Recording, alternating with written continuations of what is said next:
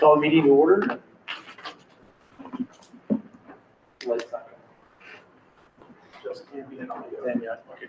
Let's do roll call. Dan Kaiser, Here. Rick Marshall, Here. Michael Rossman, Here. Roger Coleman, Russell Johnson, Here.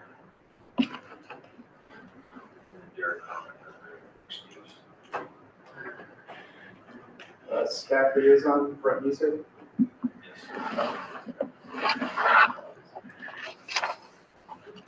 All right. Let's pledge allegiance.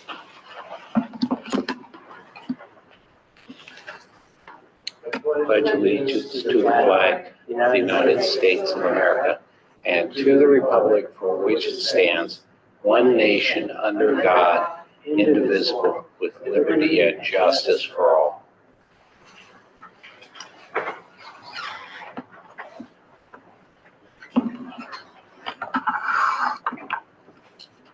Next section is public comments. Do you have any?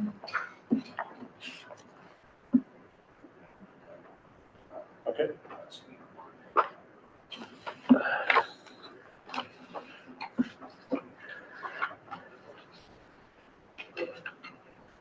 So no public comments, Brett? No. Okay. Next item on the agenda is the consent calendar. Review the meeting minutes from April, for the adoption of the meeting minutes from April 28th.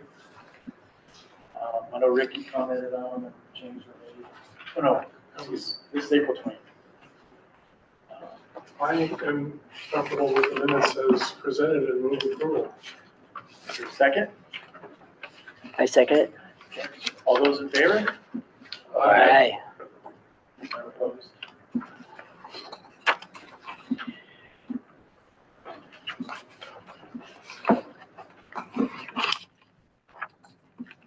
So next item on the agenda is our ODOT presentation.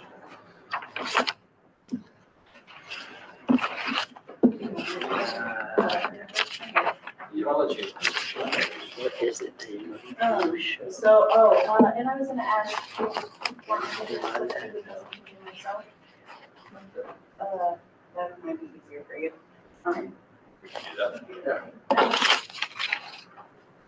Or do you just have a clicker? I can use it. Okay. Oh, yeah, okay, I'll just say next slide. I was thinking I would take your mouse. Okay. Supply, okay, I'm Amanda Sallier with Region 2 ODOT, Oregon Department of Transportation.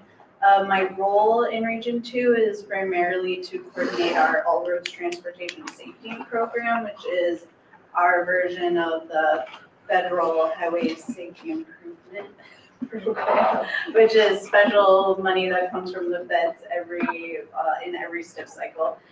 That is meant to be used for projects that are proven to reduce fatal and serious injury crashes. So I help with my manager, Keith Blair, to coordinate our portion of that, which Region 2 gets the biggest portion of that program compared to all the other regions. So we have a decent amount of work.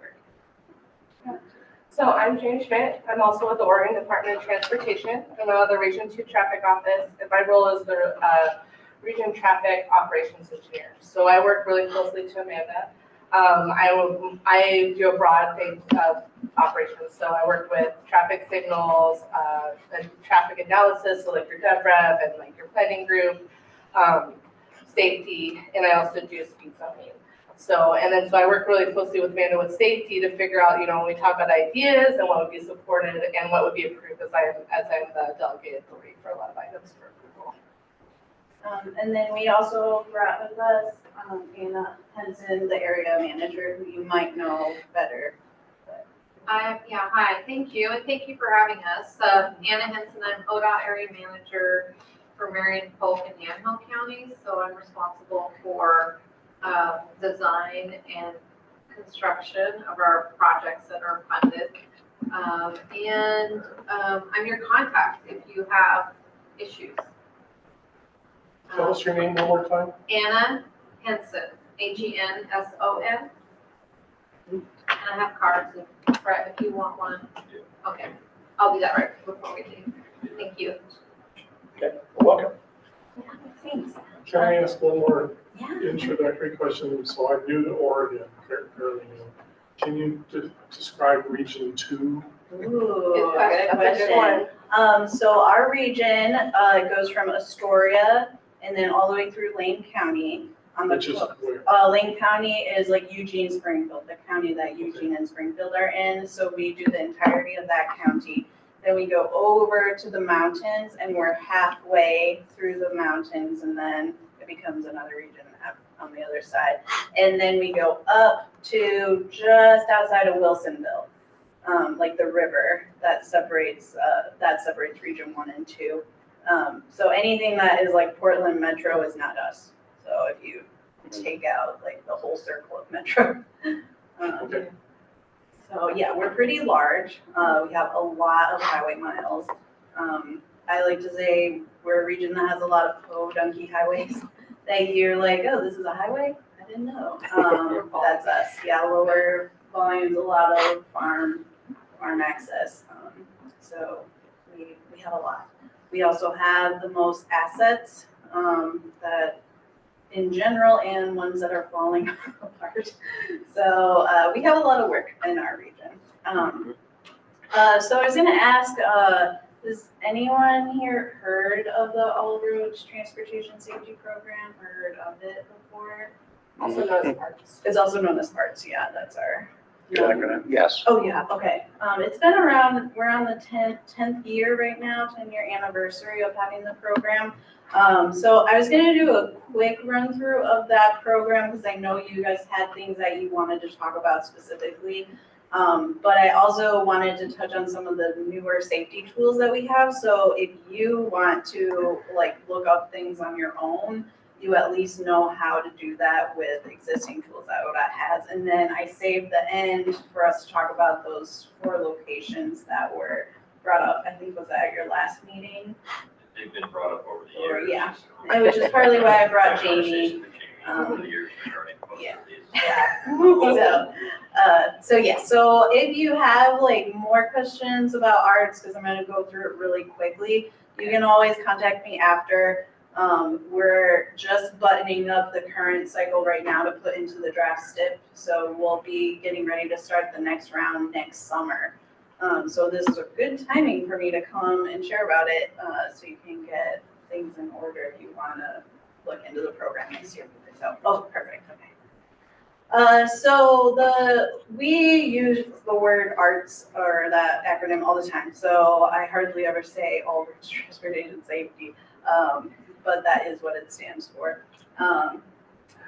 So the whole program is primarily funded federally with highway safety improvement program money that is in every federal legislation that has come out since like 2003.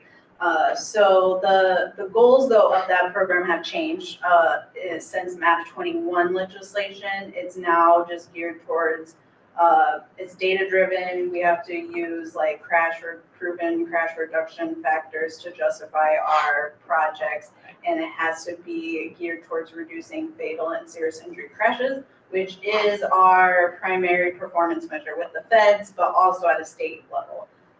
So we're currently not meeting our reduction goals for reducing fatal and serious injury crashes on all roads, and we're on year number 7 of not meeting that. So our program has a lot of requirements right now just because of penalties from not meeting those performance measures.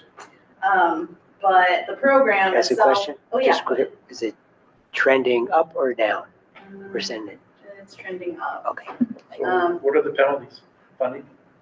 We have to obligate our funding every year instead of every 3 years as a penalty. We have to do extra reports to the feds, Yeah. which our headquarters office does. It's a lot more of like red tape. In theory, they could take away all of our funding, but that has never happened. They probably will. I really don't think they will do that because it's more than half of the states are currently not meeting. It's a nationwide problem, so I would think they won't, but I've seen crazy things So one more happen. question, is it accidents per about 10,000, 100,000 trips, or is it just total accidents? Just total. Total accidents. and it's fatal and serious injury. So I do have a slide I'll get to, like, to show the trends post-pandemic, but the pandemic has made things a little different than normal. So, so anyway, so our program is also, in the 10 years that we've had the program, we share our money half and half with the locals on local roads specifically, and then half on state highways. So we have a consultant that helps us every 3-year cycle when we develop this program, that helps the local, that's essentially on call and free of charge to the local agencies to help develop potential projects and applications to the program. I like to stress it's free of charge. So even if you have a slight inkling of like interest, definitely contact us. Our consultant is amazing. We've had the same, it's DKS, we've had the same consultant the last 10 years that has been doing it. So they're just as knowledgeable as we are. So yeah, they're a great partner for us. So I don't know what kind of context this is for you, but when we first were developing this last round of arts, 2017 through 2021 was the data that we were using, and that number was 20, the average was 2,400 fatal and serious injury crashes each year. And so we've only adjusted that number like 2 years for data right now that's finalized data, and it went up to 32. So that is really significant. It's mostly in serious injury crashes that we've seen the spike. Fatals have like been pretty much the same, which this is like not great. 2020 is the year that I will point out on here. That is the year everyone stopped driving. We should have had fatals go down in theory, right? Like the way that serious injury crashes did, but they stayed the same. That was the worry of 2020. But now we're steadily increasing fatalities, but you can see serious injury crashes are like exponential increase. And no one really can figure out why. And I've been told that this is happening to a lot of states, not just us, but it is still worrisome. And yeah, post-pandemic, it shouldn't be skyrocketing this much. So Cars are much safer. There's a lot of research that's going to be happening at a nationwide level in the coming years to try to figure this out, but I definitely think it's maybe post-pandemic behaviors, like people just maybe losing their minds a bit. Well, we've seen overall like speeds, people driving faster. Speeds since 2020 speeds have gone up, and that's what we're seeing from our speed zoning data. I remember hearing that construction projects, folks talking about their traffic control issues on their projects, a lot more erratic drivers driving through their project work zones, not slowing down, creating a risk for flaggers and construction workers. And it is really hard to know too how much of this is related to impaired driving, and us, legalizing some level of drugs that weren't legal before, and if that's having an impact. There's so many questions of what might be happening, but this is why we're not meeting our targets. So I touched on this a little bit. Part of the reason why we share our money half and half with the local agencies on their roads and then our roads is because half of the crashes, fatal and serious injury crashes, happen on the local roads.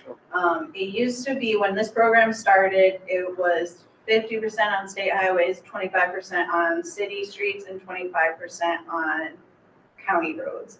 And it's actually in the last, I think I took that slide out, but in the last few years, it's actually traded to 30% of those are happening on city and 20% are happening on county. And a lot of that has to do with pedestrians and bikes.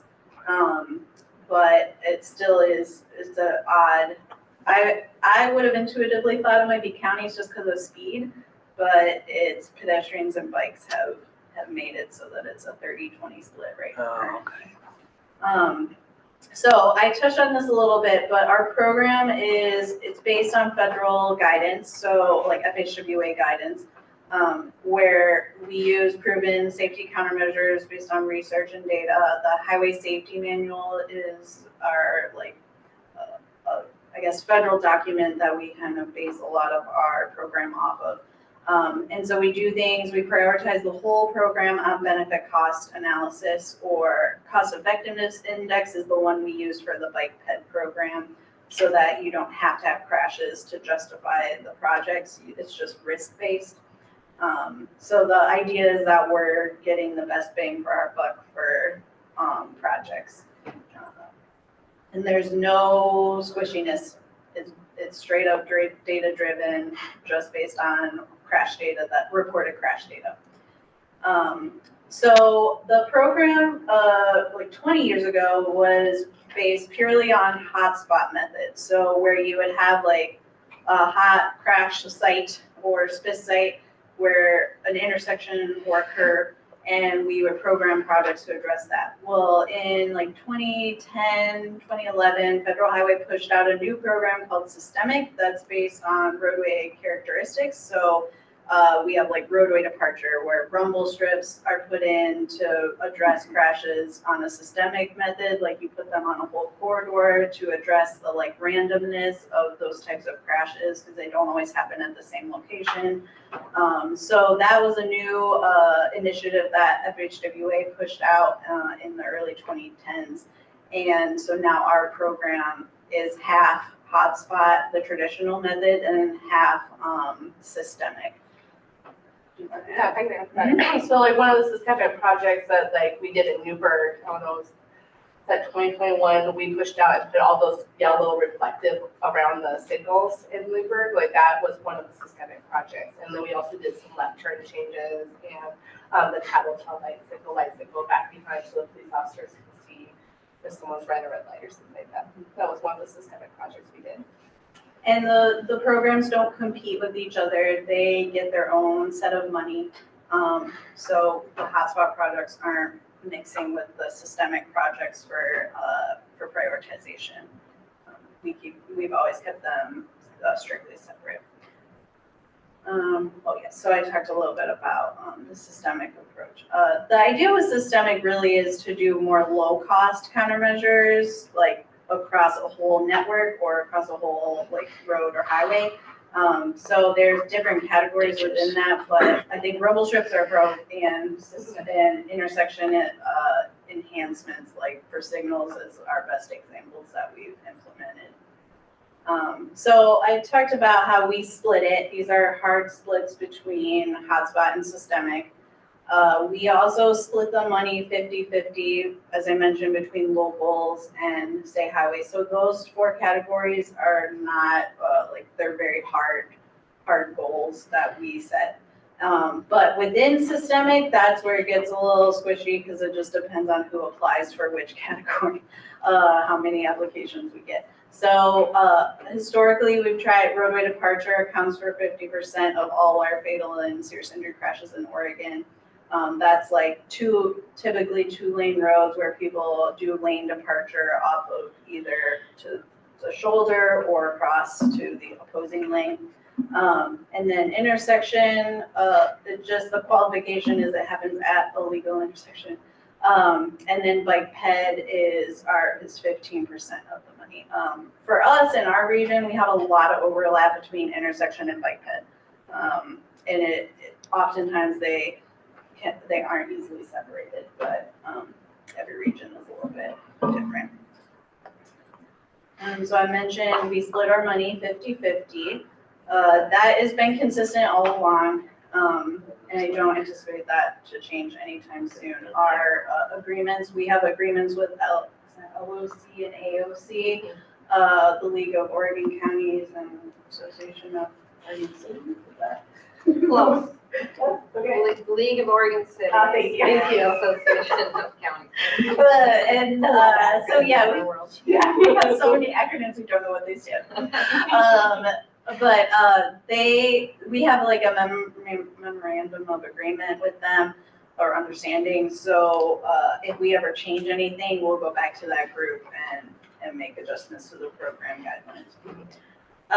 So This is Region 2. I mentioned we get the most allocation of arts funding in the whole state, but it's still not that much money in the grand scheme of our bigger STIP. We get, this time we got 44 million, and of course we split that half and half, and then within the goals. But we also have a 10% match that's required for everyone. That's a federal requirement, and that gets us a little bit more money to program projects, but this is generally the amount that we get, and has stayed pretty consistent. Unless OTC or legislature gives us more, but this is the minimum that we have to spend federally every STIP cycle. So I think I touched on it a little bit, but everything is application based. So it's similar to a grant program. Even we have to apply. We submit applications for our own money. And then it gets reviewed by our consultant as like a neutral party. And then prioritized. They review like the applications and they fix any errors, and then they give us like a compiled list at the end. So yeah, that has been consistent since the last 2 cycles of application based, and similar to a grant. And then I touched on this a little bit. We use, everyone has a 10% match. I don't know if you're familiar with match, but for every other STIP program, it's 10.27. And for HSIP, it's 10. I don't know who makes these rules, but I blame Washington, D.C. for making things complicated for us. But and then the other requirement is we have a list, I think over 100 countermeasures that you choose from in the ODOT CRF list, which is generated from the Highway Safety Manual. That is what we use our crash reduction factor percentages based on. So Amanda, some of these projects going in on state highways with roundabouts, are they funded through this, or is that a separate? Some of them are. They're like Highway 18's gonna get one. That one is Highway 20. earmarked, but the 22 Kings Valley Highway is arts, and then the one that's coming next, 18 at Lafayette, will be arts too. Oh, that's a good one. Yeah, that's a. But I did have McDougal Junction on my list, and then the Newburgh Dunny bypass was like, we'll pay for that. I was like, sounds good to me. But yes, we do try to fund around about a cycle. Was Cloud Corner technically arts? It was prior to arts, so it was safety funding, but it was before arts was a thing. Yeah. Okay. So yeah, we try one a cycle. That's pretty much all we can afford at this point. Very expensive. Yeah, they are quite expensive. All that to say, the next art cycle is starting next summer. So keep that in mind, write it on your calendar. Yeah. Well, I assume I'll just be working with you for it. But you can always talk about ideas here for both, even if you have state highway ideas, you can bring those to us too. City of Albany had a planning effort, and there was some items that fit well in the arts program, and then they just reached out to us, and we put together an application for it. So they did through their own quarter planning efforts. Yeah. So yeah, and reach out to us, and we'll keep in contact. And once our consultant gets on board, they do a lot of the communication in between, but currently they're not on contract. So for now, it's me. Okay. And then I put a link in here. If you share the PowerPoint, everything is hyperlinked, but we do have a consistent web page that gets regular updates from our headquarters staff, the arts web page. So you get regular information, and it lists all the tools and the timelines and such. Questions? Well, Yeah. just curious to think, what would help reduce the number of fatal and serious injury accidents? I guess we look at this and say, well, the assumption is if you guys did more of what you're doing, more rumble strips, more traffic circles, or that this would all help. But I guess that's kind of the whole point of this exercise, is to try to determine what helps the most. Do you think if you were given more resources, you'd know what to do with it? Yeah, I mean, from the engineering E, like if you think of safety having the 4E or roadway safety having 4Es, like EMS, enforcement, and then there's education, which our transportation safety office mostly coordinates, and then there's engineering. Okay, I think all those are very important. All of them are equally important. I think I have enough like potential projects that qualify up to $500 million worth in our region. Sure. I don't know honestly if that will solve it because all 4Es are so critical. I think Mhm. in an ideal world, I would ask for more enforcement first in Oregon specifically, and then I would ask for more money. But of course, the DOT has no involvement in enforcement at all. We don't share money at all. So it's really hard when I get this question because I'm like, Mhm. I do want more money, but I think in Oregon specific, we're really missing out on enforcement and have been for the last 25 years. And that's, yeah, that is a challenge that other states don't have, like East Coast states, but we do, so. Okay, with the target being primarily to bring speeding down? And impaired driving, and reckless driving in general. I also think it would help, I'm a transplant too, 17 years ago, I'm from Michigan. I, when I went to driver's training, had to take, it was required because I was under 18 to take 14 weeks of driver's training before I could even take a test. And I do think a lot of that has to do with snow, and teen driver crashes were super prevalent in my childhood. So it's weird to me to move to a state that doesn't necessarily have those requirements. But again, it states, you know, that's my perspective. I would probably need someone from the Transportation Safety Office to tell me if my is wrong. But I really want to stress all 4Es are so critical. And you can't, like if you take one leg away of the chair, it doesn't matter how much money you give to the other 3 legs, they're never gonna make up for the 4th missing leg. They're all equally important, so. Yeah, like one of our corridors we're challenging, that's a challenge we're by Salem, is that we're seeing speeds, like the average speed's like 65 when it's 55. And then the crash data is showing us a third of those crashes are impaired. So like, it's so hard, it's so difficult, there's like so much we can throw at, there's things that we can do with money. Yeah, 30% show impaired, labeled as impaired. So Unfortunately, lowering the speed limit won't matter because those people are not gonna be, aren't obeying the law anyway. And those risks go together, right? So they're taking the risk of like impairment, but then you have that risk of their ability to speed as well. So it's really difficult. So Well, like I don't know if you've seen the ads on TV of how to merge. That's the kind of thing really people need because they don't know how to do it. And so you learn how to zipper merge. Another one is all these roundabouts that are being put in. There's a big discussion on Nextdoor about, are you supposed to signal when you leave and all this other things people don't know how to drive in a roundabout. And, you know, they put them in, but they were never taught.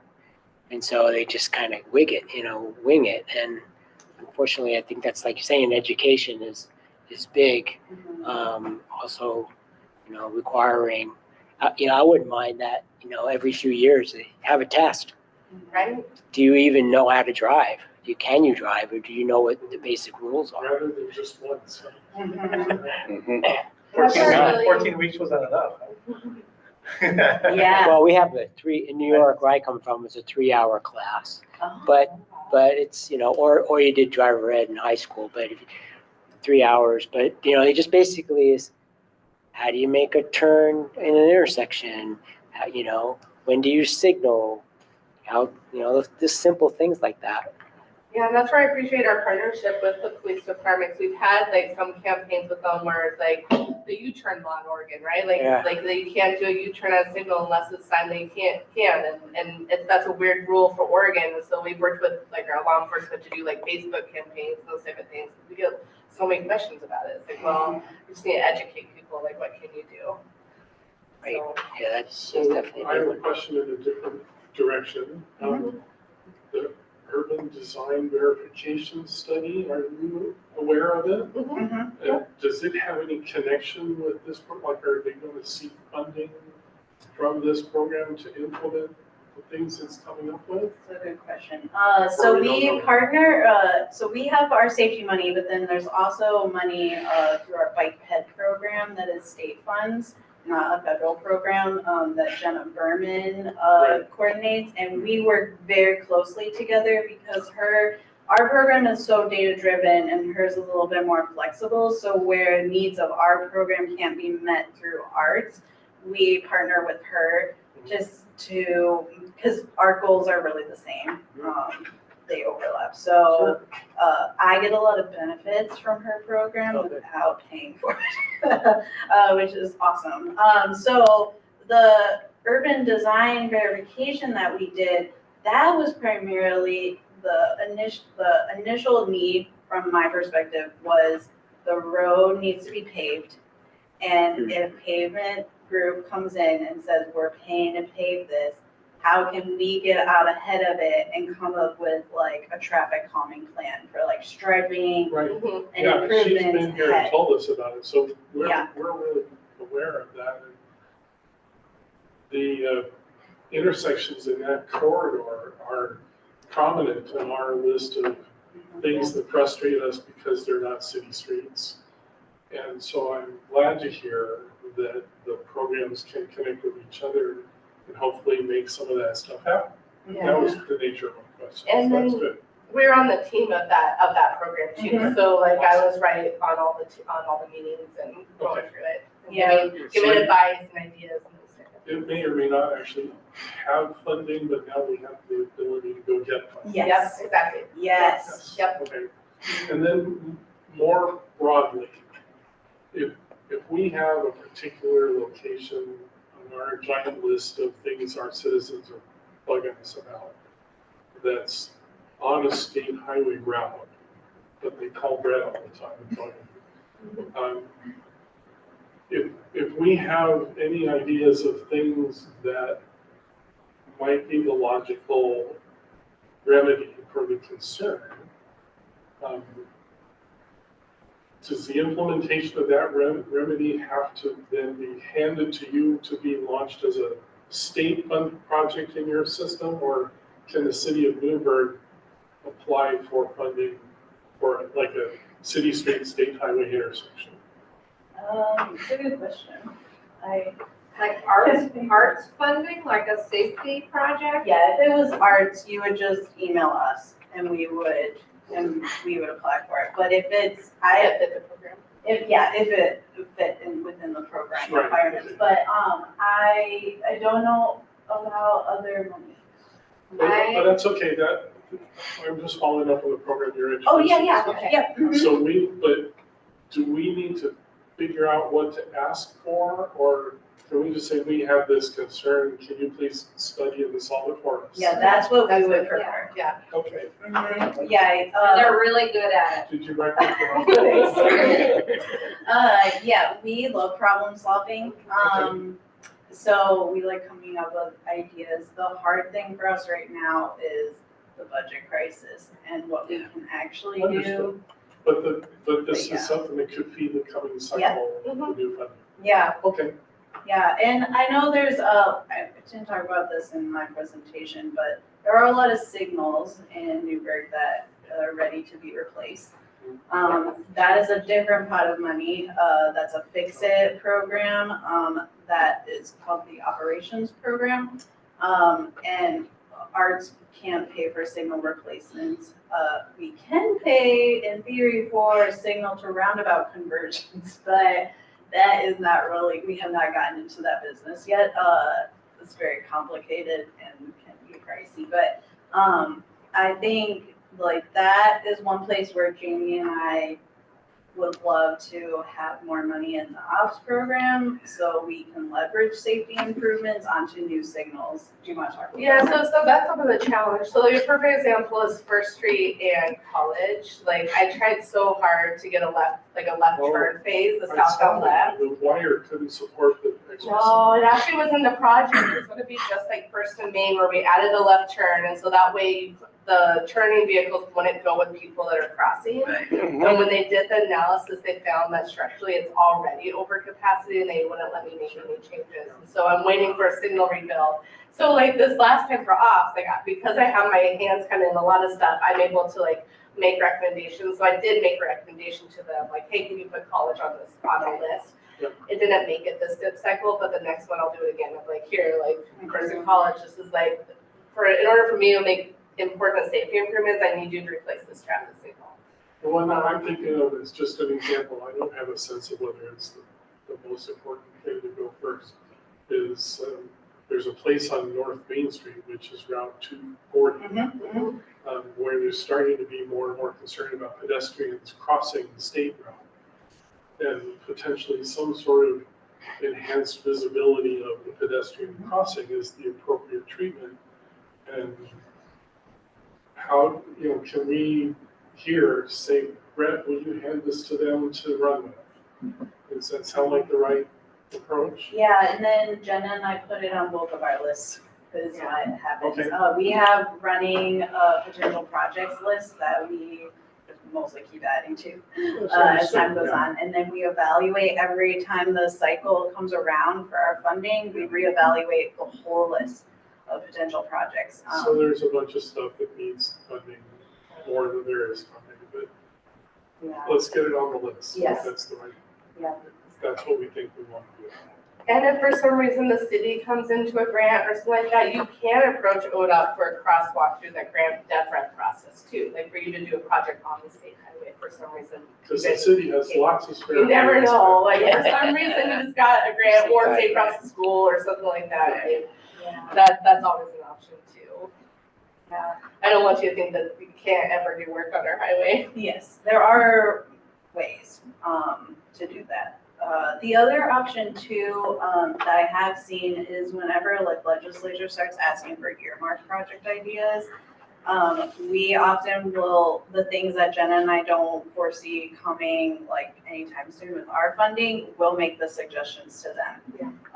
Like, so that's how we're, Idana and Gates on 22 got an earmark for enhanced crosswalks because it wasn't competing in any program because they were rural communities. And so with. But for something like that, you probably need to have a project pretty well defined when they're asking, don't you? Not with crosswalks. So with earmarks in the legislature, don't you have to say what you're asking for? I mean, yes, we said we want a marked crosswalk, and that was the extent of it. So, yeah, you have to know what your scope of work you want. I don't think you need to have a concept design yet. So that's a place I think we're kind of stuck. We need to be able to get at least that far on things that are of concern to us in the city. Yeah. But yes, I mean, I put at the end to talk about those individual locations that you wanted to talk about. And then I think I would like, jump the gun. oh no, that's totally fine. No, I'm glad that you're asking. I think that will be a great introduction for us to talk about what we think the best path is. Yeah, the other thing I know too is if you have like developments and stuff like that, the city typically has a lot more leverage than what ODOT does. So if you have a DevRec and you're like, I know I want a crosswalk around here, is that you work with the developers. Yeah, I don't think any of the places that are our problem locations have any development.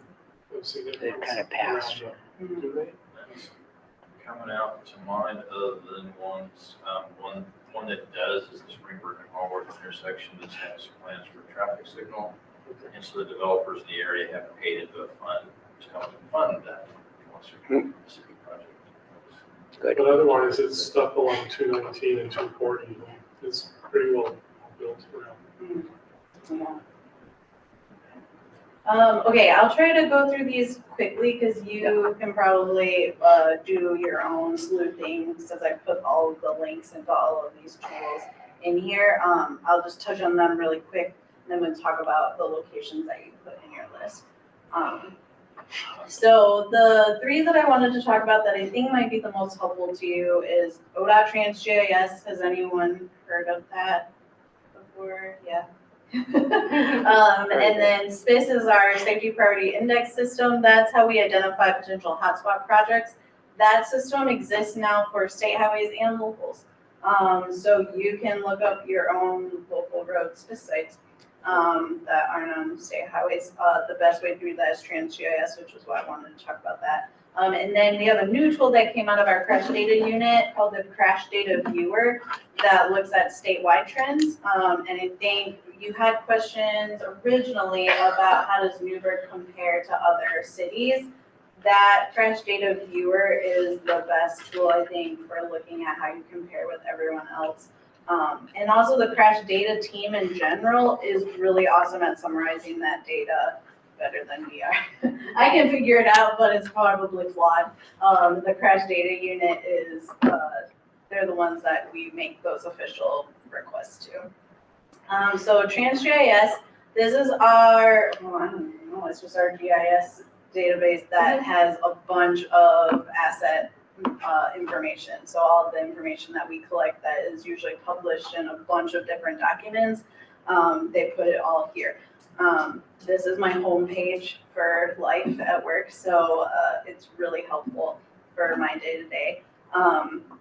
You can get some information of local stuff, like if we have to report on it to the feds and it's local roads, like functional classification, then that's in here. So there might be some, and bridges, all bridges are in here regardless of the road. Those might be helpful to you. And then SPIS is also there's a layer under safety under the safety category. There is SPIS and crashes. So any crash that's reported through ODOT Crash Data Unit is in here. You can see they usually put the last 5 years of data that is published, and it's the same with SPIS. So those are being crashes on the state network? No, everywhere. They put all crashes. Okay, great. But they have to be reported. And of course, not all of them, if they don't meet the threshold of like the cost, they don't always get put into the ODOT system. You might have more within your system with the police than that make it to the threshold to get into the ODOT system. And then the Crash Data Viewer. This is that new tool I was talking about. It's still in beta testing, but I have found it really helpful to like you can go to your city and look at how many of those crashes are like seatbelt related, not wearing a seatbelt, or how many are like flagged as drugs or alcohol involved. It's helpful, I think, from the perspective of like education, and just to give you some sort of summary of what your main crash contributors are. And you can look at any location. I zoomed in on Newburgh specifically for this presentation, but you can look anywhere. It's actually really amazing for me to have this tool now, especially when we're doing SPIS investigations. We can see if there's any immediate patterns to the crashes that are happening there. So yeah, I would really encourage play around with this if you have time. No one ever has time, right? But I actually did a little bit of that today. oh, okay. What did you What I found think? interesting is it looks like a useful tool. Feels like there are some things being worked out still, and Yeah. it says right on the website that it's. Yeah, and Thing that you mentioned that. yeah, and they want your suggestions. So if you as a local agency, they would love to have your feedback. So I'll provide some. Yeah. What I did notice is I just went in and kind of selected the different categories of safety, and I did kind of filters and just on the list for fatality and serious injury. Mhm. And there weren't any inside of Newburgh. So I Yeah. can see that piece of it, which I think That's is a good. good thing Yes. for us as a It is community. good. But once you get outside into the rural roadways around, and there started being the red dots started popping up. Yeah, I Started think to see that it looks like it's those 2-lane roadways. I didn't look at the detail, what are the causes, but just living in the area, driving in the area, Mhm. just, where the locations were, it's like 2-lane roadways, rural area type of thing. Mhm. Conflict most likely. Yeah, It does look like it's gonna be a very useful tool. yeah, I honestly, it's been helpful for me to be able to quantify visually what the problem is. That a lot of times when you look at data and tables and graphs, it gets really overwhelming. So having a visual representation of crash patterns is, I think, hugely helpful. So anyway, yes, send your feedback to the crash data unit. They would love to have non-ODOT feedback. Because at this point, I think it's just me that sent stuff to them. So, and everyone uses crash data differently. Like my counterpart, Nicole Charleston, I don't know if you know her, she does the education side in our region of safety.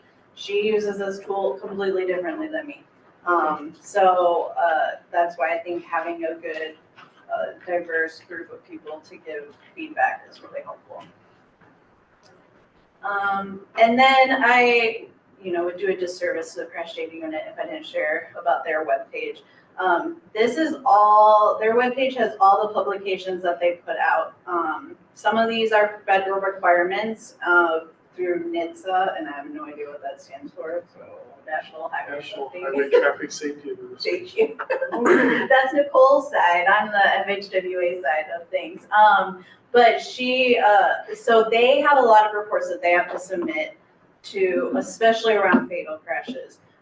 So a lot of these publications are related to that. But there's also, I know the question that came up about how Newburgh compares to other cities, they also have in the crash summary books, they have it divided up by city, summaries by city. So they put those out annually, so it's not gonna add it up together like 2018 through 2022 or anything. You'll have, like, they do it individual years. But these are things that they publish every year. So I think it's helpful to just be in the know about the things that they already are doing that you might be interested in. So yeah, and then I did the bottom. I was like, they have 10-year crash summary reports and you can see them by city. And that's by city limits. So it's not gonna have like anything UGB if they don't match city limits, just to keep in mind. And then this is one thing I was like, this is good timing that you asked us now. So every 5 years, another federal requirement is that we have to do what we call a safety action plan. Every state has to do one every 5 years. And our planning unit works with our transportation safety office to do ours. They just started outreach for our newest version right now. I put the online survey in the PowerPoint. It's for everyone in Oregon, so they sent it out to like all Oregonian citizens to fill out about what your priorities are for safety. I would really encourage you to do it. You can do it as a group, but you can also do it individually. I haven't seen that you can't do it twice, so. You say they have already sent it? Yeah, it just came out last week. And it's gonna last, I think, maybe a month or two. I'm gonna have to look to see for sure, but, So we just stop the ballot. yeah. I tried. I actually thought about doing it twice. But yeah, that would be unfair. So that doesn't mean you can. So this is more, they get a lot of public input for this, this plan, mainly so they know how to prioritize their work. Like, what are you as constituents the most like worried about? And I think speed is always the number one. Not to wink, wink. You can do whatever you want. You don't have to do speed. But I think that comes up as the number one concern almost every time. And I think a lot of our speed issues are from a lot of Oregonians just not being used to having police, and over time they get desensitized and know that they can speed without getting caught. So maybe we're seeing the consequences of those choices at this point. But yeah, speed is usually a hot topic for the safety action plan. So now is a good time if you want to get involved. They also have an email listserv, so any survey that comes out, you'll get an email about it, and And they're doing interviews. So we just got interviewed by the consultant group, with a list of questions, so yeah. Okay, so the locations you want to talk about, we have time. We're good on time. Okay, Commissioners are- perfect. So yeah, I put them in order of what Brett had sent me. So, if you want to start somewhere else at a different location, we can, but this is the first one I put on Well, I there. think I heard the next time you place this signal, you're gonna fix this intersection, right? I want to put a left turn things in, because you have a left turn lane on the north leg, but there's no arrow for it, if that makes sense. There's no arrow, so the what happens is pedestrians that are crossing goes the same time as the cars. And the only way for me to separate is to get that The signal. protected left. for this. Yeah, the protected left, yeah, exactly what I did at Main Street, we did that at Main. And so. And this actually is on our potential projects list every time. The way we kind of get around, I don't want to say get around, but we leverage the arts program onto it is, installing a more protected left turn phase is a proven countermeasure. So then we just roll the signal replacement cost into the cost of the project. But it doesn't benefit cost out because of that extra cost of the signal replacement. It makes the cost so high that it doesn't compete very well against places like Lafayette Highway and 18, which is averaging like 1 to 2 fatal or serious injury crashes a year. That's what it's competing against. Because we don't separate out between rural hotspot and urban hotspot. But yes, we've had this on our potential projects list our entire careers. Yeah, when you first So we wanted to tried. watch it, you emailed me 5 years ago, and so I added it to the arts project, because you contacted me, I and think then, it came up as one of the first things that as I started with the city years ago. yeah, brought so to our attention, so. it was in there and I tried, and so now I'm just gonna get the signal replaced. Are we gonna, you have to do with ADA ramp upgrades where you're at? So ADA is coming through, and planning to do the upgrades already, so it would then just be the traffic signal itself, but that's still, because of COVID costs, those parts went up, and signals are now, like, this type of signal is like 3 to 4 million. But it used to be like 1 to 2 million.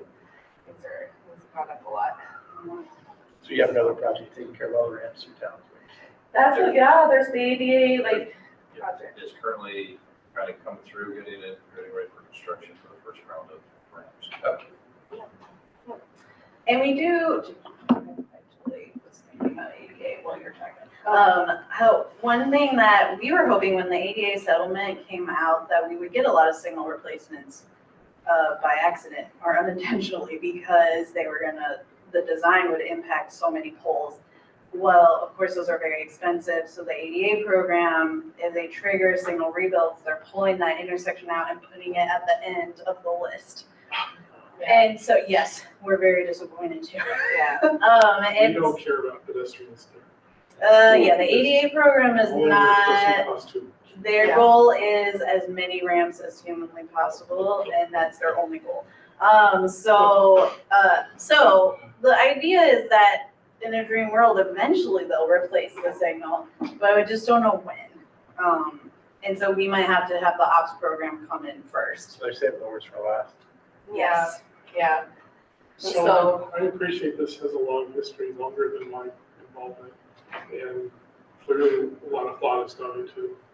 Did its life journey involve evaluating whether anything else would help?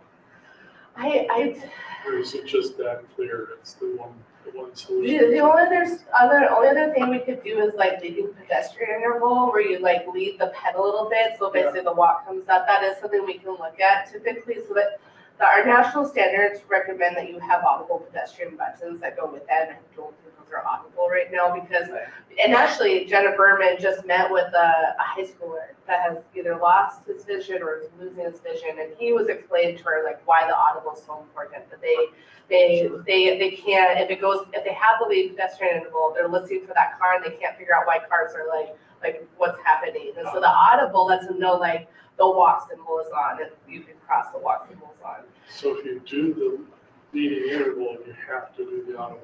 Yeah, that, like I've done some without and I've made the case, but knowing that, getting that feedback here in New York, But I am pushing, so at the time, I think when Paul Chu was the traffic engineer, I asked him what the city's like preference was for audible. And at that time, he said that the city had chosen, they were going to go towards audible. So with the ADA program, any signals they touch, they're supposed to be putting in audible with them at Newburgh.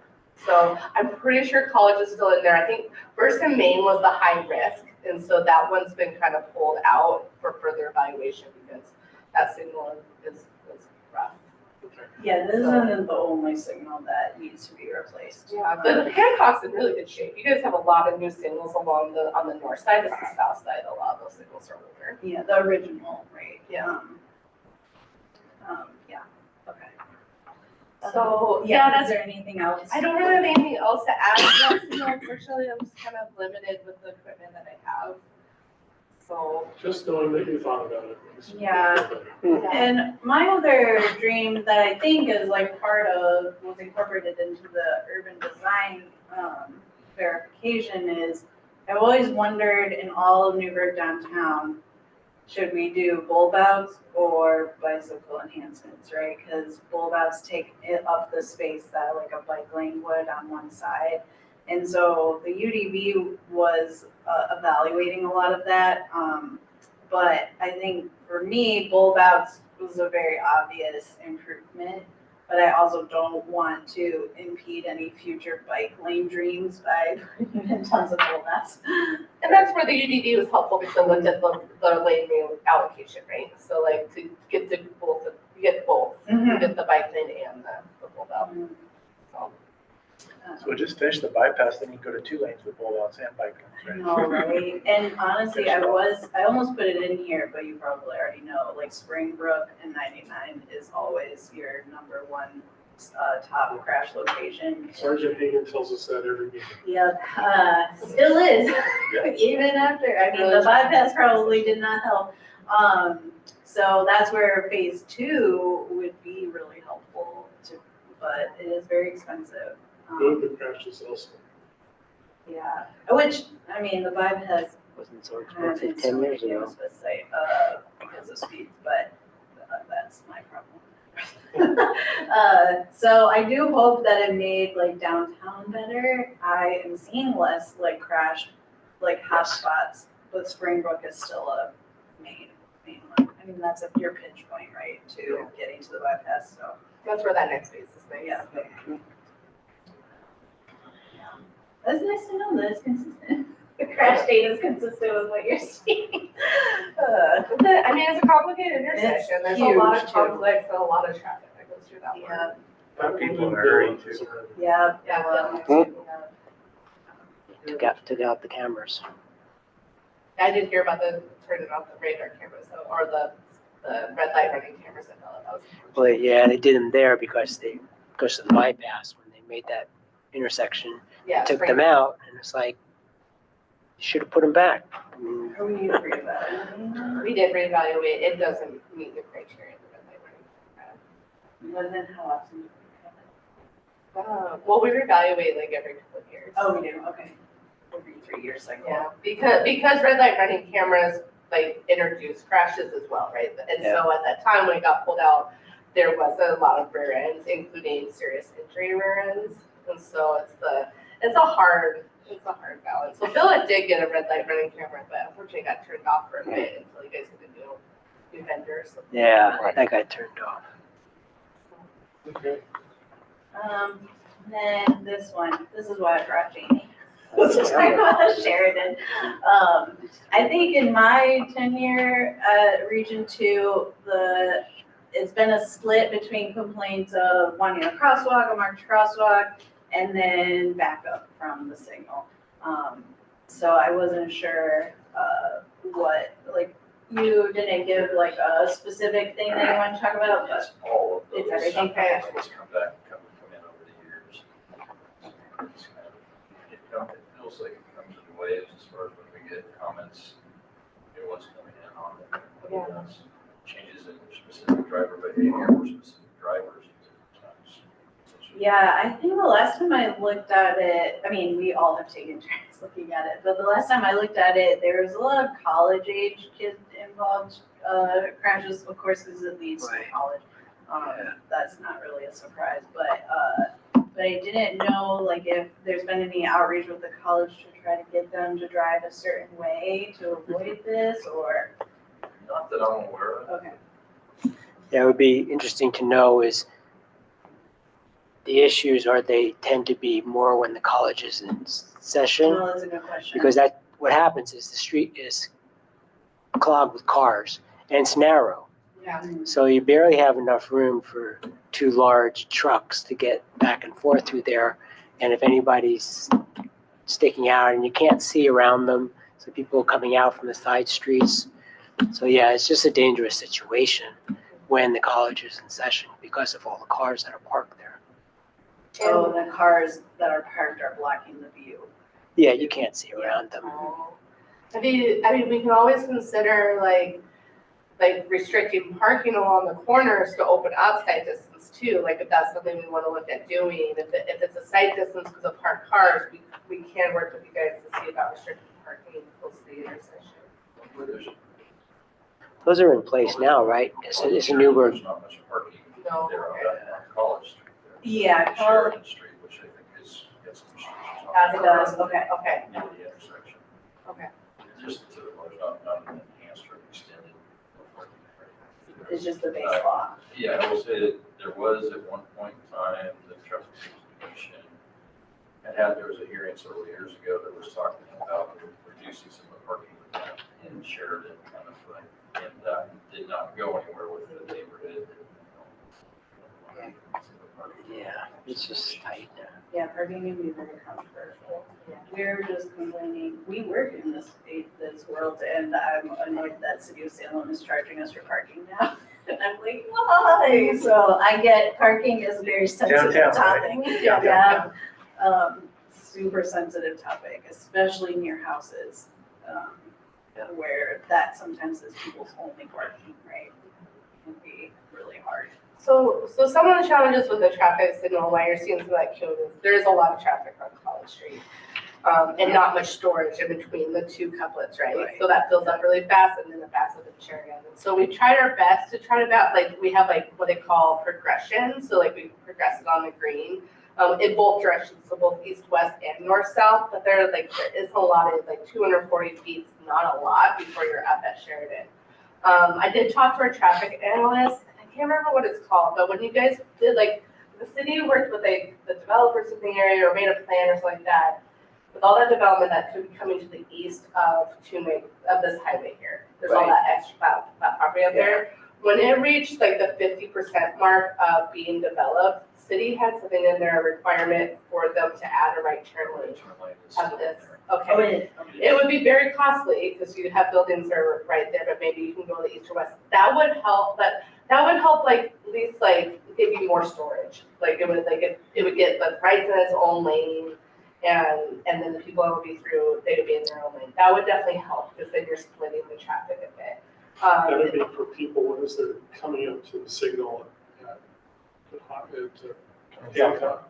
Hancock. Or if you want to use the mouse. Yeah, so this one right here, they're supposed to, where's the mouse? I don't see it. Oh, there it is. There it is. They're supposed to be here at College, so coming down there's a plan for a right turn lane. So it'd be a right and Approaching him. approaching Hancock. Yep. So that, and depending on how far you brought out that storage, that could help alleviate. Is there right away available for that? That's There really have good. been studies done of what some scenarios could look like based upon the development. This is the Springbrook master plan area. Because it's always looking narrow in there, driving through there. Yeah, you might have to shift everything over. And I think right? the plan was they were gonna meet their 50th by this year or something like that, and they're not there yet. Originally, we're just having the first subdivision within that is currently just being built right now. I've seen that come through on our end. Beautiful, and that subdivision is the first one. Partnership over master plan. Oh, awesome. Okay. Great. Yeah, 'cause my guess is you go to the east some and try not to take out the big building to the west. It's just very tight. So, yeah, it'd be a challenge, but. It comes up with every project that we have any discussions within that master plan areas. That's the thing that we'll be looking at to see where that trigger Okay. when it occurs. Is, now that we have the the updated urban design guidelines from the highway design manual. Would that be where we could make the lanes narrower than we used to? Yeah, so what she's asking is, so ODOT's highway design manual now has been called urban design concurrence that we have to go through for any urban area. And that basically sets our, what they call the cross section. So like, what is your lane width? Like, if you have a bike lane, what's your sidewalk width? So that would, a project like that would trigger that we would look at that to say, okay, like, are these 11 or 12 foot lanes? You know, do we have a 6 foot bike lane with and a buffer? That would be looked at. If I recall correctly, one of the concept designs that I saw, somebody was anticipating that there would be some changes in sort of related to some of those. Yes. That's what they were working with this time. Yeah, so I'm gonna use the term olden days. Like, in the 2000s, everything was big, right? And ODOT required 12-foot lanes, 16-foot two-way left turn lanes, like those types of things. This new guidance is specifically meant to try to do traffic calming and slow down speeds by narrowing things up. For a highway like 99W, we have less flexibility because mobility or the trucks care a lot about 99W and they want as much space as possible. Yeah. But on other type facilities like 219 or 240, they might not push back as much for lane narrowing. And just to point out, they can't stop. It's not so that That's they true. can actually move on. That's true. But we do try to work with them. So, They still have influence. yeah. Okay. And then Foothills Drive. So this is one location I was not as familiar with except for about the March crosswalk. But is this one that just comes up all the time from the community that can't find gaps? Or is it related to the crosswalk? It's more what I get a sense of from the conversation about it, has to do with more the pedestrian component versus the traffic issues of being out of the intersections, more of the pedestrians' concerns of potential issues. With the development I was just referring to, that is on the Springburg subdivision, the Villa and Mountain View, as part of their future phases, they will be making some connections that will connect basically the neighborhood that now currently uses for their old, in which to get out to 219, they'll have the ability to go back out to the Villa. So particularly that shapes some of the things there. Yeah. There's still a plan for the TSP having a case for a traffic signal at that location. Okay. It's also a school route, right? 2 schools are down the street. Yeah, this is a school crossing, if I remember correctly. Do you share our log with them? Yes. The summary of the original complaint is in the log. Oh, okay. Yeah, I gave you those spreadsheets I sent you with log information. Yes. That's directly Oh, from okay, our- okay. I did not, I thought that was from you guys, so thank you for clarifying that, It's okay. kind of a summary of the different things Okay. that come up over time and the different conversations and what we're doing is providing all the factors and considerations. No. Is this a location that has crossing guards for your crosswalk? I'm not aware of Okay. I don't know if we've ever, it doesn't have a rectangular red No. flashing beacon, but have we ever evaluated? So, I need to go back to look, but we have that, what they call spicy, which is do you remember what that? Oh, as always, I feel like if anything, if you take away There's so anything from many. this meeting, we have too many. There's so many. The spicy in general, what it is it's looked at all the marked crosswalks across the state and says, based on this like matrix we have, like what's the recommended features you should have a crosswalk, is it missing anything?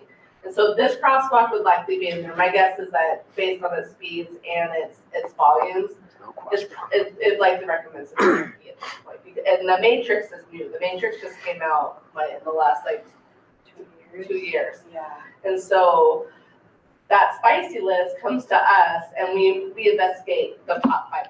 And so we'll send people out, we'll look at it and we'll make a recommendation so that way when project funding comes up, this is what we can look for.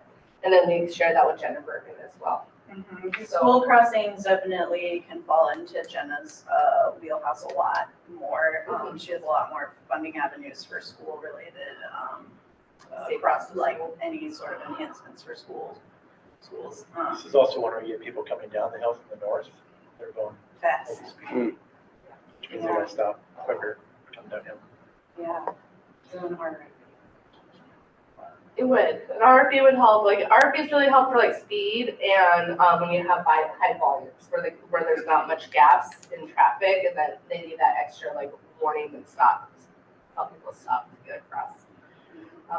And they have very good stopping compliance for vehicles in general.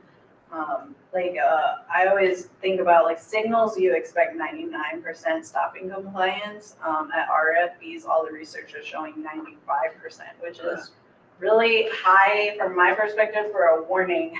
It's not a red, yellow, green, it's just warning. That's pretty great stopping compliance. The one thing I would note at this crossing that might come up is you may have to have a center of refuge, so a concrete refuge in the center.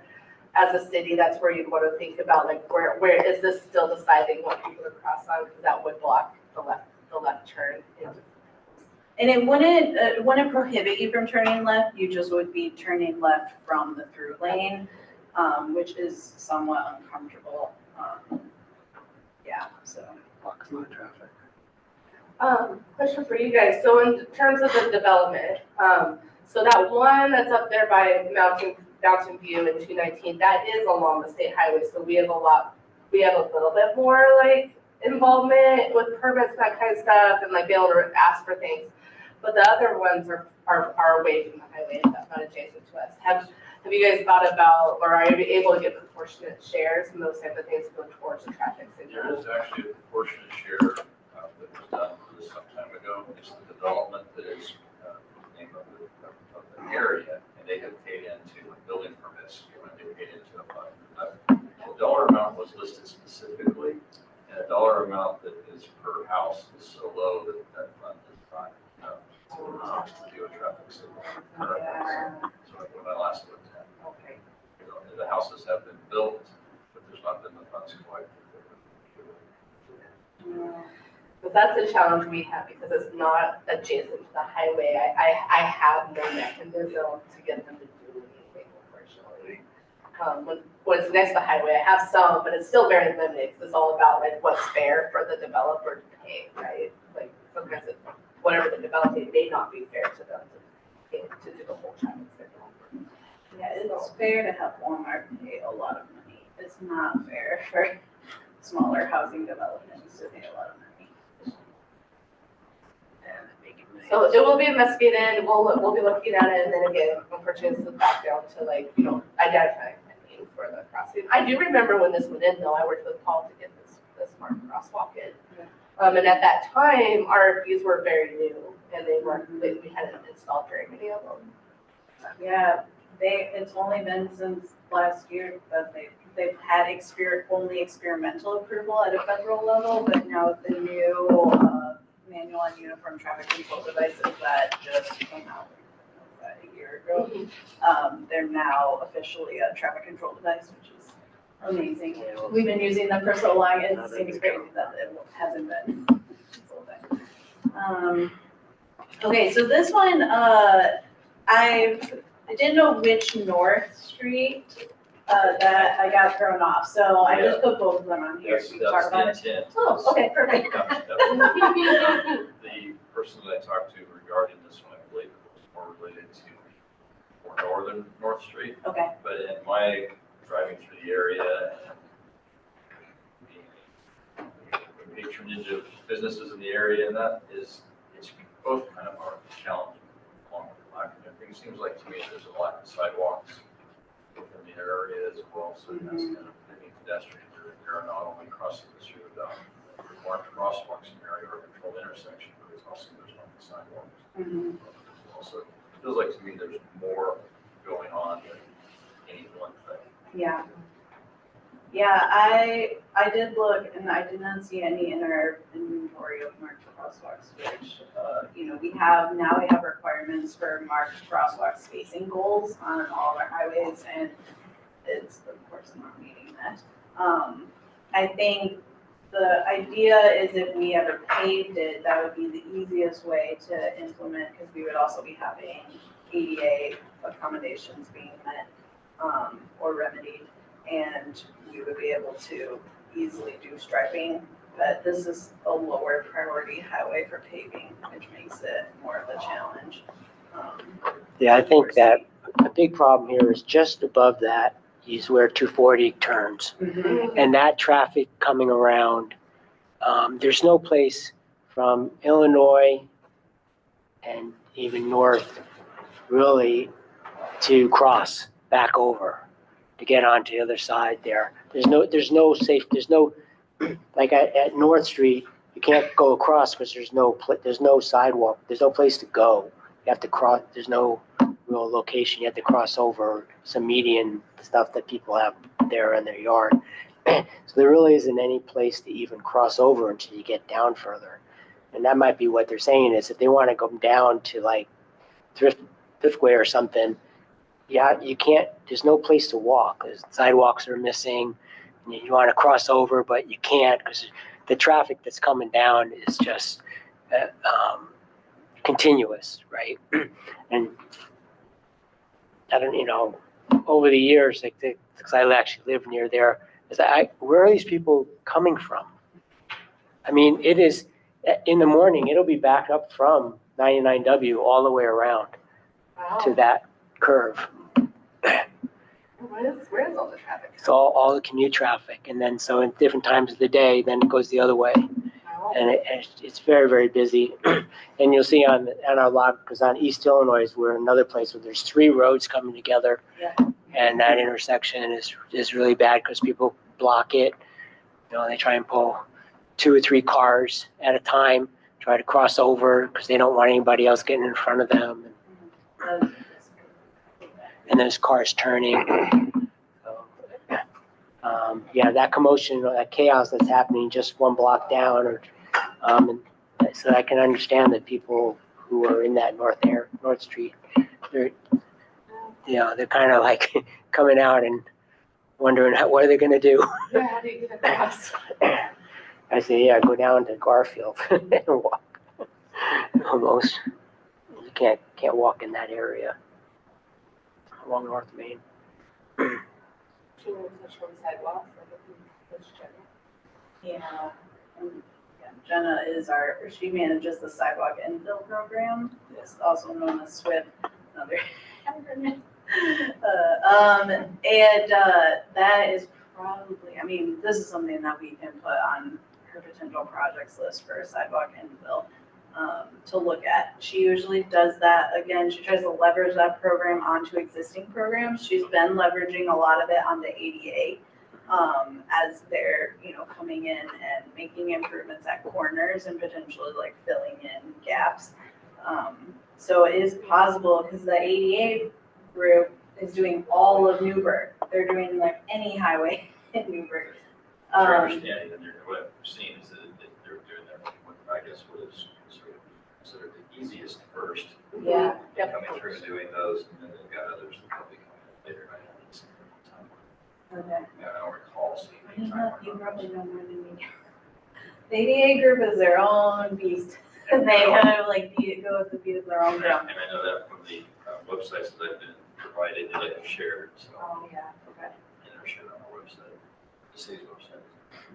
Yeah, my understanding is this section is like, if it's in the design build, it's either like the next 3 years, like they're doing it in a 3-year span.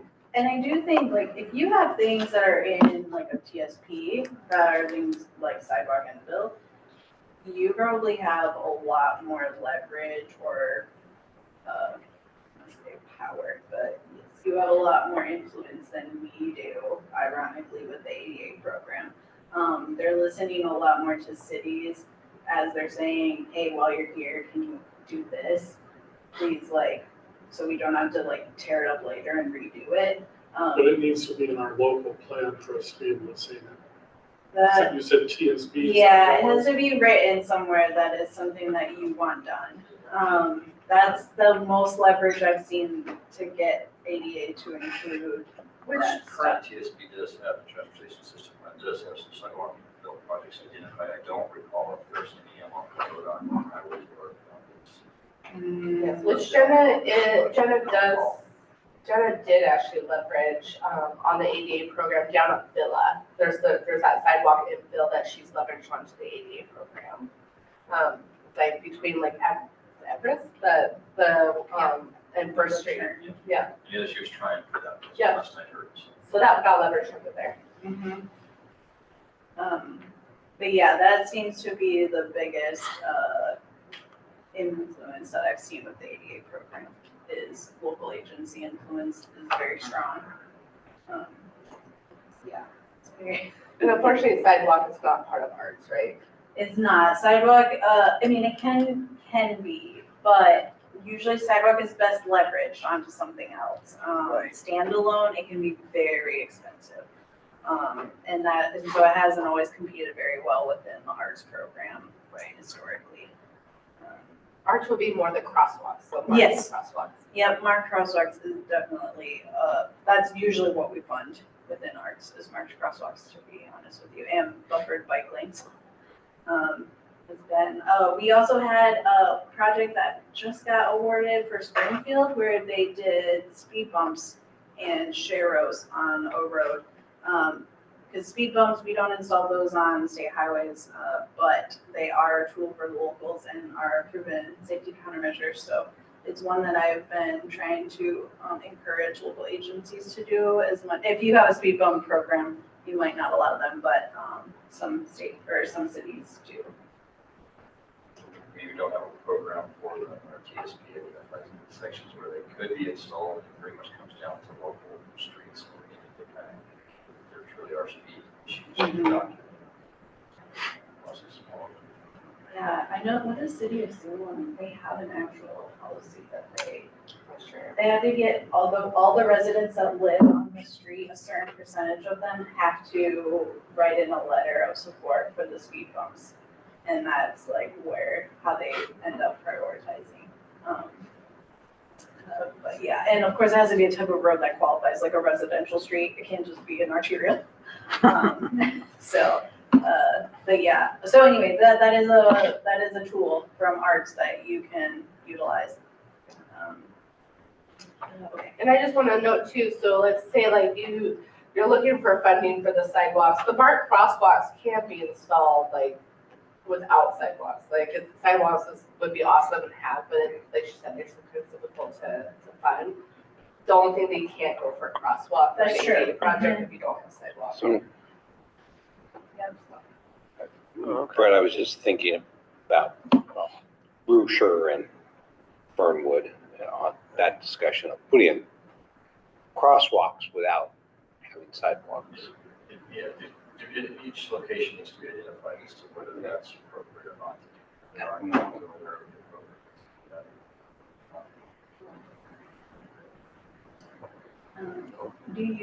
So I'm trying to think of for new crosswalks, that is something that we can pursue on our own and also pursue it through, or like put it on Jenna's list, or even put it on a potential arts project list for marked crosswalks.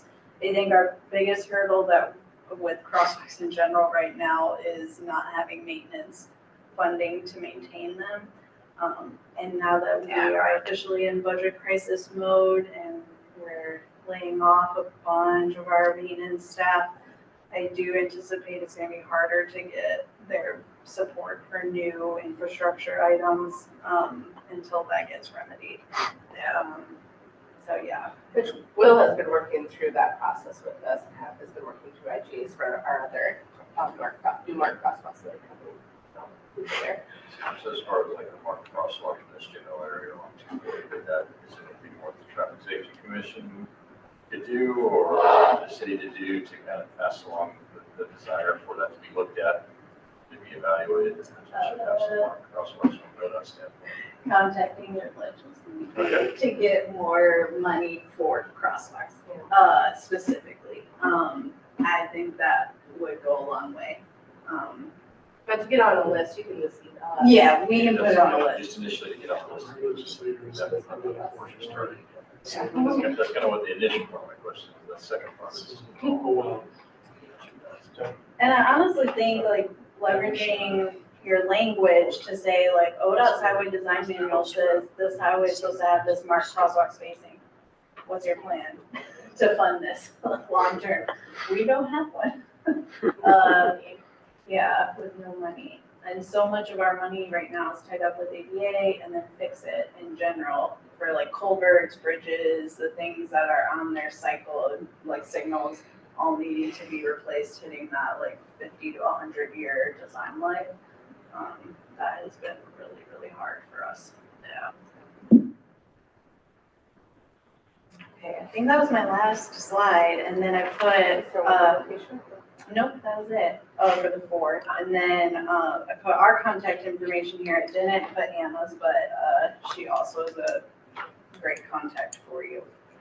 Especially around all funding. I mean, we can represent like the ones that we have influence over, but there's also a bigger story to the STIP than just our little programs. So I'll just circulate all your contact information to the Traffic Safety Commissioner. We'll just give them a list of all the links to the tools. Different websites. Yeah, and then I shared with you the FAQ. I do have copies if you'd like. Of this new public FAQ that just came out about our layoffs and what's being cut currently. So you can share it with whoever, and yeah, we can answer it to the best of our ability, but there's so many unknowns of what's going on. Even like our ride here, Anna's a manager, right, and we're in the union. So we're just sharing information back and forth, like, what did you hear from your silo? And what are we hearing from our silo? Because it feels like there's a lot of conversations happening at the same time. But we want to be transparent as much as we can. You're in a tough spot. What are you hearing about the government bringing the legislature back to? Well, okay, yeah. The thing, so the last thing we heard from the union on Saturday was some people who got letters and are laid off contacted their elected officials. Sure. And they said, we don't believe you, we want to see the letter. We don't believe that ODOT's laying people off. And so then all of us are like, is this real? Do they really not know? Is it because they're all on vacation? And because they went in session and now they're home and they're not talking to each other? I have no idea. So there's some of that, a rumor mill that's floating around. You say that feedback came from legislators? Yeah, Oh, more people should send them pictures of their laid They off. forget where they were like 3 weeks ago? Yeah, I don't know. Some of them You didn't didn't fund believe it. that we were There's no at money because you layoffs can't keep point people of around. time. I Money guess, is so yeah, it's a little, we just don't know. Amanda and I are still here. Yeah, we are still here for now. Thank you for coming tonight. Yes, Yeah, it's of So- course. definitely Yeah, that helpful. is great. We care a lot about safety I and know. we try our best. I think most of our tears in the last like couple of weeks have been, our people that are being laid off, but also what's gonna happen to safety. Yeah. I just don't know. And when we're already not meeting our safety targets, it's a little scary to see what's gonna fall out. Because maintenance is a huge part of the safety conversation. If they're not maintaining the safety devices we already have, Persistence. they're kind of, I don't say useless, but they're not meeting the optimal design that they could be. So I have two very low level of importance questions Yeah. before you go. One is somewhere in the tiny print, somewhere in our agenda materials was a reference to something called Ask ODOT. I'm assuming that's some sort of online something or other. Is its link in there already, or is it easy to find? yeah, I don't know, I just Googled it. Yeah. It's our primary way that we communicate with the public. Okay, Um, so once you find it, you can say there's a sign down at this Oh, yeah. intersection. Oh, yeah, yep. Okay, Yeah, that's what yep. it is. And they'll get to dispatch and get to the right people or Yeah, It's like the city's C-click fix, Similar. same principle. Yeah.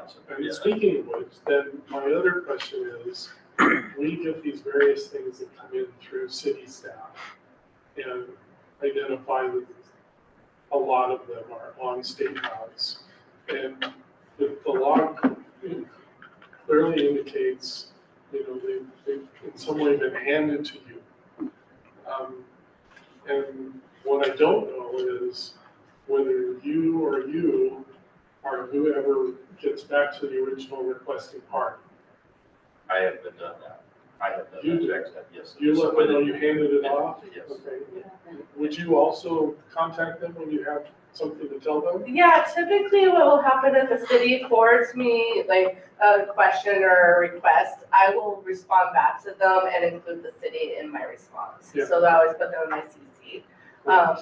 And then when it goes through AskODOT, because it's not through the city, so I don't have those contacts, and that just goes directly to the person that sent the AskODOT. So even that system includes a feedback. Yes, Yeah. yes, yeah. This is So, all good. yeah. So I would say for you guys, like, please email us directly. You don't have to go through the AskODOT system. We will respond back to you, like, and then it kind of, we have a 5-day turnaround on that too. So if you get a lot of those at once, it makes it really difficult. I will say that I've had, using the AskODOT, things that I have passed on to other people, all kinds of different things, Yeah. and this is positive feedback that I've gotten from those as well. Oh, that's great. It kind of seems to be, it does not matter what the topic is, if it's something to do with ODOT's jurisdiction components, that there's a response that's given back. I will say, if it's related to a stop sign, like if someone says a stop sign is down, I would call dispatch, ODOT dispatch right away. Don't go through AskODOT. I can look up the number for you. I have it on my phone as a contact because this comes up like for any state highway, like anything that is super critical to safety, like stop sign. Yeah. Yeah. I would just bypass AskODOT altogether. The number, are you ready? Ready? The number is 503 Uh-huh. 362 Uh-huh. 0457. Okay. And that's ODOT's dispatch. Agreed. Because they have a certain level depending on the items, like a stop sign is like one of the red, like critical ones that they Yeah. will address immediately. So the thing you didn't know, Larry, I was a public works transportation engineer for my whole career Oh, before retiring and moving from California to Oregon. okay. So I know a lot of stuff, but I don't know anything all at the same time. Yes, you don't know how ODOT does it or Oregon I does it, understand but the yeah. distinction between the levels of government. So this presentation is so helpful. Oh, good. I'm so glad. We wanted to, when we found out about layoffs, I was like, are we going to this meeting? Like, but it is very important to still talk about Yeah. safety. I appreciate you guys having us. Yes. Good talk to you about it. And I appreciate that you exist. Yeah. I know that there's not safety commissions for every town, so it's amazing that you You can exist. come back every time. Yeah, when, keep us in mind, because DKS, our consultant, when we do arts, they will come, if you want a Do like a presentation, roadshow. they will come, and free of charge. So, yeah, we'll send out emails and I'll put you in the listserv and they'll come and give a presentation. And they'll even talk about your crash data, if you want to talk about that. They're amazing, so. Okay. Thank you for coming tonight. Yeah, thanks for letting us have so much time. Yeah, thank you very much. And thanks for the handout. Oh, yes, Good. I didn't print very many, but these, if you want to pass Thank you. around, those are the Appreciate your FAQs. time. Good job, ladies. Thank you. What one?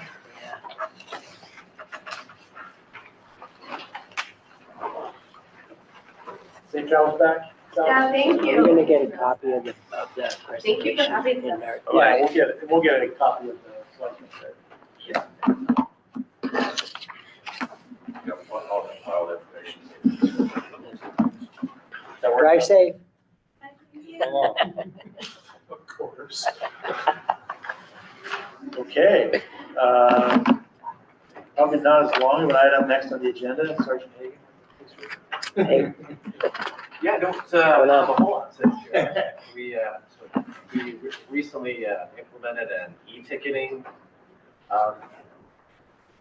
program that officers are learning to use. That's basically, we're moving away from being a paperless, writing paper tickets, and now we're implementing electronic ticketing. Basically, it's a software program that goes through one of our, either a cell phone or our computer in the car, and then it prints out a citation from a printer that's installed in the car. So we're kind of, that's like the biggest thing that's going on in traffic with the Newburgh police right now.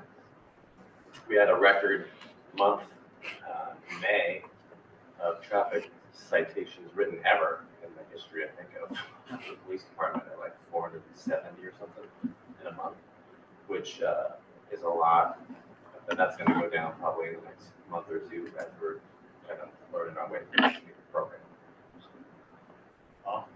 Is there a, some trend there or a high proportion of the citations were for what particular violation? I can't really, we've had a couple of operations. We're doing some cell phone stuff, being super responsive as much as we can to speeding complaints. Our chief, again, and our captain is very, very proactive with us being out on the road doing traffic enforcement when we, in between calls for service. We have 2 dedicated traffic officers, and their main role is to go do traffic stuff all day long. Okay. But our philosophy here from our command staff is obviously officers are out taking calls for service, but in between that, are encouraged to be proactive and write or take enforcement and write warnings too. Thanks. You get the active issues log all the time, or you're a contributor to it, so you already know what's in there. I do, I've read it. Yeah. For sure. Be a contributor, and send things to, say, take a look at this. Yes. Yeah, let's, they all get theirs. Cool. Right, thank you. And for the engineering, there's a number of things to talk about. Sent out the email about the restructuring of the engineering division on a day-to-day basis. It doesn't have any major impact on myself, nor would I expect it to have an impact on the Traffic Safety Commission. I'll still be the city engineer's designee, tax as the secretary for the commission. I'll still be continuing to pull in the issues that come in, run the log, and then working as we worked out with the city manager and the city engineer, utilizing Geller, the consultants from the city engineer, using their staff to look through the issues and get the backlog of all of these things. Get an initial engineering look at it, the engineering study where it's warranted, moving those things forward, continue to be doing that. A couple other updates today, just in general. Our public information officer with the city, Emily Salisbury, giving an update about the cell phone campaign that she had back in May, April. She is just work with on the information for things out with that. For our public works day back in June, the city manager asked that there be a postcard flyer put together that is the duties and purpose of the Traffic Safety Commission that was handed out. So just to kind of get more awareness of the commission. I look at the multitudes that have turned out to see us. It is there, and then also we had worked with PD on a parking basics flyer, an update to that, but that's some time ago, and that's been distributed to GFU for distribution to their students come in the fall. Students come back in, just kind of like guidance on what's appropriate parking. Carry it up. So it's just kind of recently, some things coming in, mostly related to parking code compliance, what's come through with that, and she's working to get that promoted out as another means for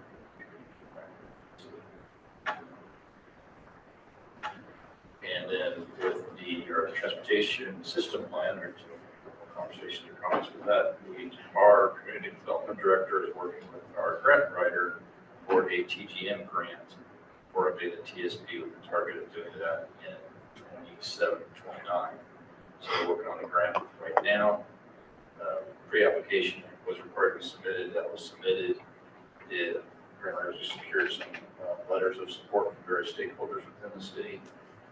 The grant application is currently in a review with the representative of the grantor. Kind of an odd situation, but they are actually reviewing the draft of the application to provide feedback for that as well, so that we can get that feedback. And that application is due on the 31st of this month. So all that's still proceeding, and it's looking good that we'll be in the running for that. Hope so. And then kind of talking on what we had talked about last meeting, the first area being looked at with Keller looking at the engineering study is the Fernwood and Breacher intersection. We put together a draft study on that, and I've provided some comments back to them. I'm looking for that to come back in further to get to a more detailed study from them, so more to come on that. I can say, I will say that they, in their initial assessment of the constraints and things, they're not finding a good location for a crosswalk to be placed at the intersection, so they're looking at a mid-block crossing location. Yeah. That would be making the most sense with that, and apparently there's been some discussion at CPRD related to that as well, Yeah. so more to come on that as we try to process. Is it Keller Associates? It's Keller and Associates. Okay, because it says assistants in several places in the document, and I was going, Oh, is that- who's Keller Assistants? And I was like, Yes, assistance from them, but maybe I'll check that and very well could get a correction. all right, I wanted to be sure. It's Keller Associates. And then one other item related to that just has come about fairly quickly. Sergeant Hagan had provided some information from traffic officers at Springbrook and Hayworth intersection. Yeah, and then this is a new enhancement. This is our traffic safety commission map we have, kind of indicating where all the things on the active issues log are also showing up in this map. So we were looking for Fernwood and Breacher, Illinois, Maine, and it shows what is kind of the comments related to that information they're clicked on.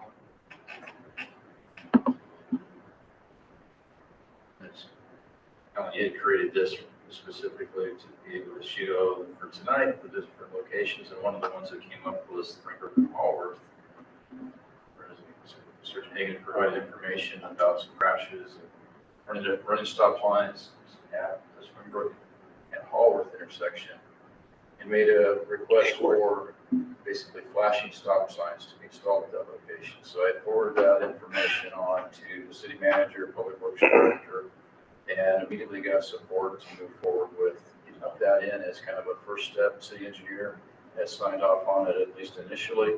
I'll need to basically I'll be working with them to create an order for alteration of a traffic control device for the municipal code. It'll be kind of an order that they'll issue. It'll get entered into our log.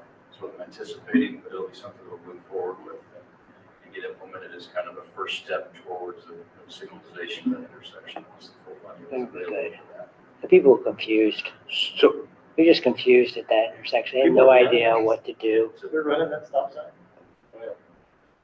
Just right. Mostly north, southbound.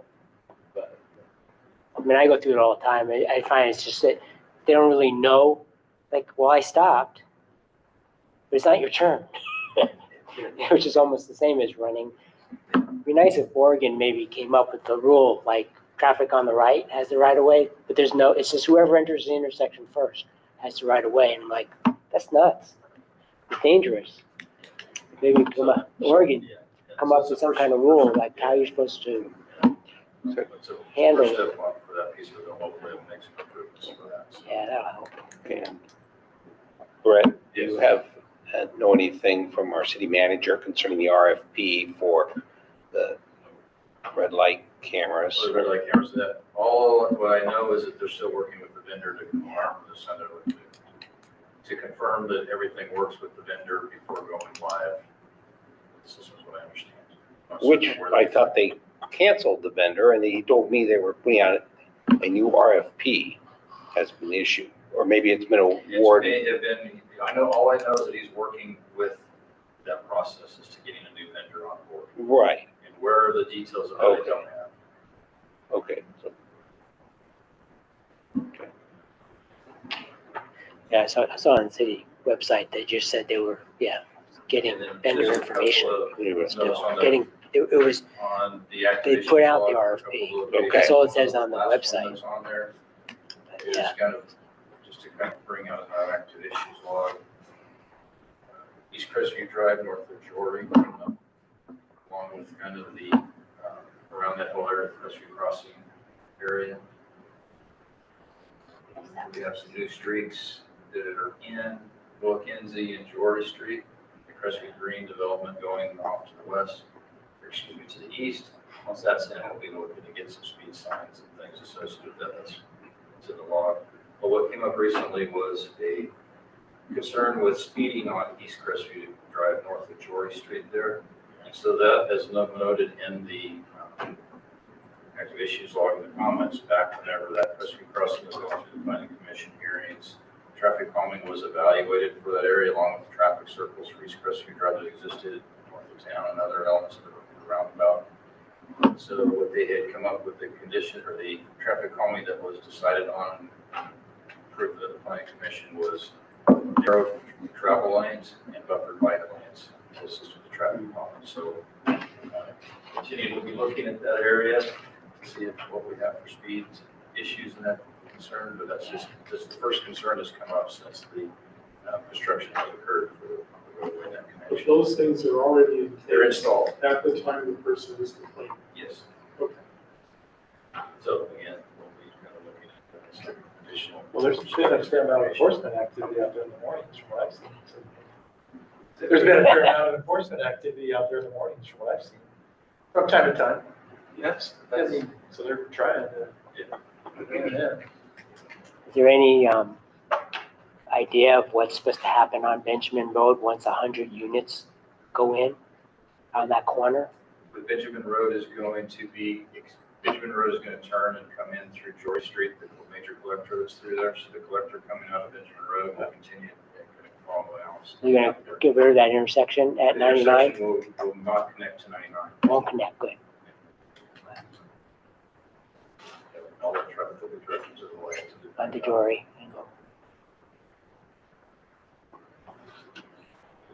Unless there's any other questions on anything, that's just kind of the highlights I wanted to touch on that. I had one or two little things. There's a location at what's listed as North Everest and East Third, and I wonder if there's any chance it might be South Everest, Very well. because I was having trouble. That's all, that's fine. I just expect that that's what it is, yes. Okay.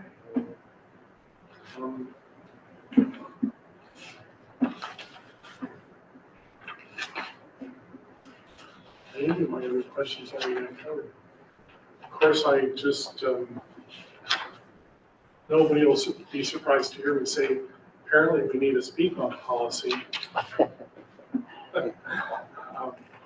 Because that, it seems like would speak to some of the things in the active issues law. We have our direction from council. My last question is, this map that precedes the law is helpful, but I wonder, and I know it's not necessarily so, would there be a way to have street names appear on this map? Or is that not realistic because it's simply putting all of them? I'll give it a shot for the major collectors. Yeah, just that one should help us distinguish some of them that sort of look alike. Would be helpful to this group. That's all I have. Yeah.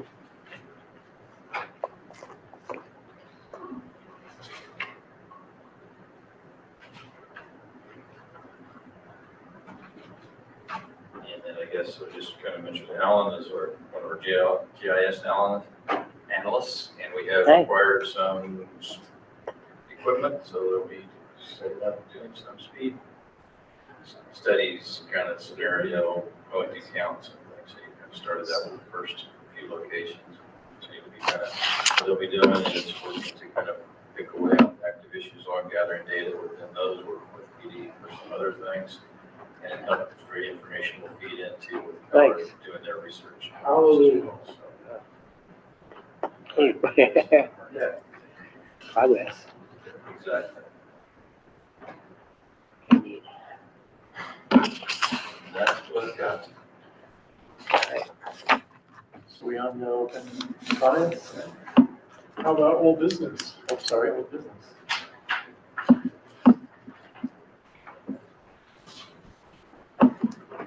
that's where your 2024 work plan, to move that forward to the 2025 work plan. We had some discussion of different things. And I came back and kind of created some adjustments or to that work plan, so it's now for a draft for your consideration. It came back looking like what I thought we asked for. I'm satisfied.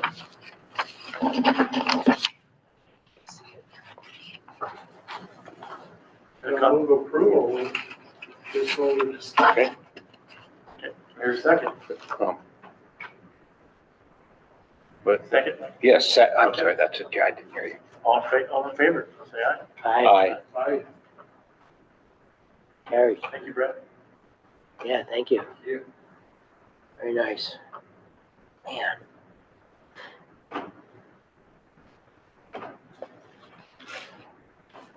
So on to commissioner comments, and Roger couldn't join us, but I think we got some good news after, I guess we heard that earlier.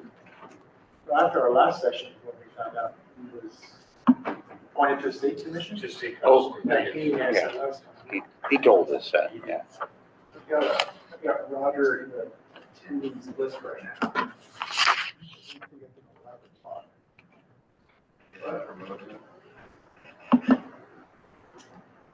Looks panels. Really? Can, I believe we can hear you barely.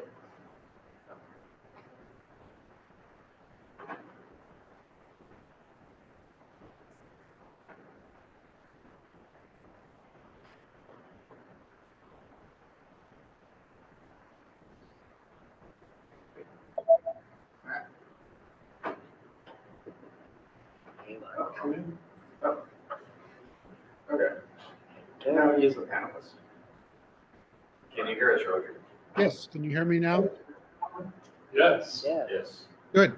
Too bad this wasn't done earlier. I had some other questions, but Oh. Just.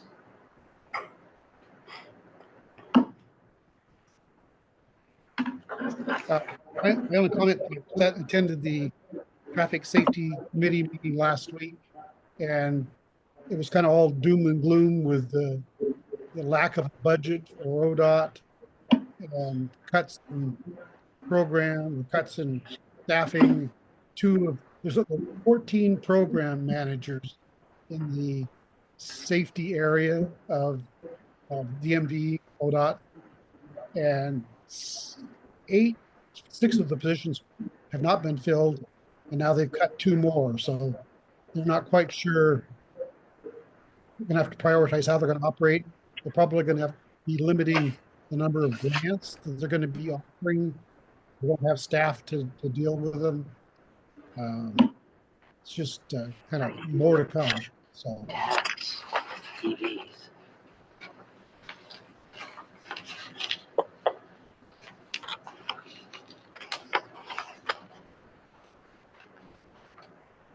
that's the end of my report. Okay.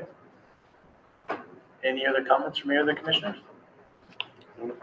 Well, yes, so I believe this is my last session here.